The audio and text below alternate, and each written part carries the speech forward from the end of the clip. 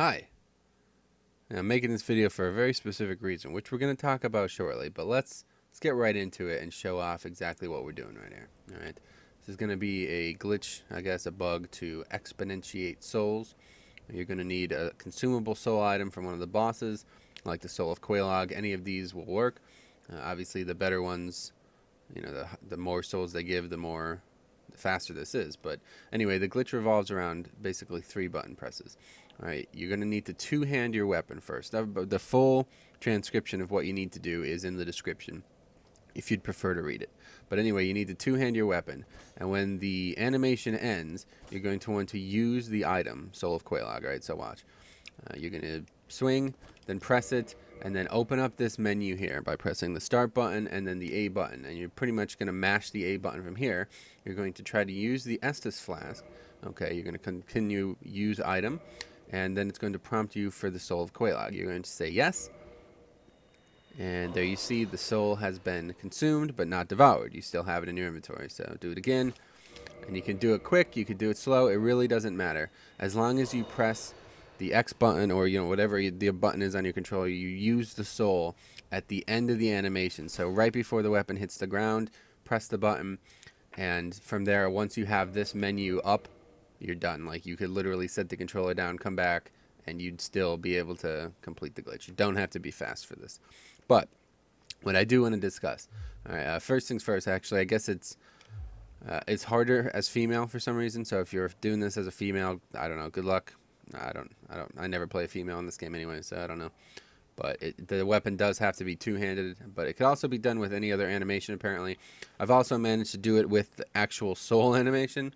Like, you basically just at the end of any animation that has a long animation, you could continue it. But the reason I'm making this video, okay, very important. This game, I don't think anyone doubts that this is probably, I'm going to say it's probably the best single-player game ever made.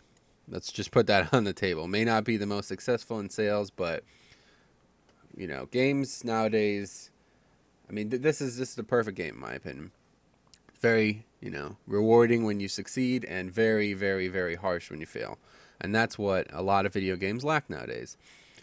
But, you know, with that being said, sometimes it really consumes a lot of your time. This glitch does not, like, I feel like this does not break the game. And the reason it does not break the game is because you could just grind souls. Like, I could literally just kill, like, anything in the game over and over and over and over again all day, and I would still have 21,000 souls on me. You know what I mean? Like, it's not going to be difficult to do. It's just going to be a grind. So this makes the game a lot more accessible, makes it a lot more interesting for me as well, because it allows me to, I've basically been trying out every, like, pyromancy, sorcery, you know, a faith build, stuff like that. This is like a hunter, like a ranged quick build. Look at that, look at the roll, look at that, how cool is that? But yeah, it's really opened up the game for me, and with Dark Souls 2 less than 3 months away, now is the time. I'm going to play all these characters. I want to beat the game with all these characters, maybe try New Game Plus with them. But otherwise, I literally wouldn't be able to do that. I just don't have the time to, you know, get all those characters where they need to be. I've literally never even used the spells or pyromancies before, so it would take me a long time to learn that as well. But anyway, if you've never actually played Dark Souls before, I really recommend it. This bug is probably not ever going to be fixed, since the game is literally coming to its end.